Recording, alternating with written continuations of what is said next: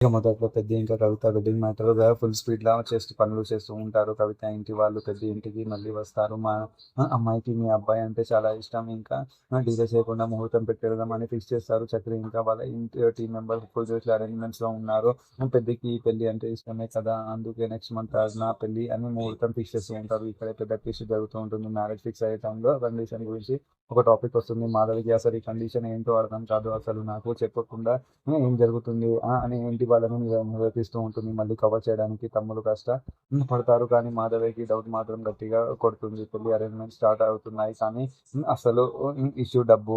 చాకరీ బిల్డప్ ఇస్తాడు. నేను మొత్తం చూసుకుంటున్నా అని కన్య తన దగ్గర అస్సలు డబ్బులు లేవు. 500 కోసమే తమ్ముళ్ళ మధ్య పెద్ద గొడవ జరుగుతుంది.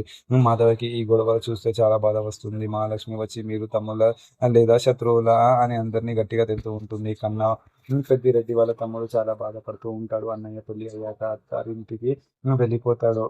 మమ్మల్ని వదిలేస్తాడు అని ఏడుస్తూ ఉంటాడు. పెద్ది వచ్చి నువ్వు నా ప్రాణంరా, నేను ఎక్కడికి వెళ్ళినా నిన్ను వెంటనే తీసుకొని వెళ్తాను అని ధైర్యం చెప్తూ ఉంటాడు. మళ్ళీ రేపటి ఎపిసోడ్‌లో మాధవికి నిజం తెలిసిపోతుంది. ఈ పెళ్లి కోసం ఇంటి వాళ్ళు అందరూ మహాలక్ష్మిని సెపరేట్‌గా ఉండమని ఒప్పించారు అని తెలుస్తూ ఉంటుంది. ఇది తెలుసుకున్న మాధవి ఫుల్ ఫైర్‌లో ఇంటికి వచ్చి లగేజ్ సర్దుకొని బయటికి వచ్చేస్తాడు. మీరు నన్ను నమ్మించి మోసం చేశారు అని ఇంట్లో వాళ్ళని వదిలేసి వెళ్ళిపోతున్నాడు అని చెప్తూ ఉంటారు. మరి నెక్స్ట్ ఎపిసోడ్‌లో ఏం జరుగుతుందో అనేది చూద్దాం.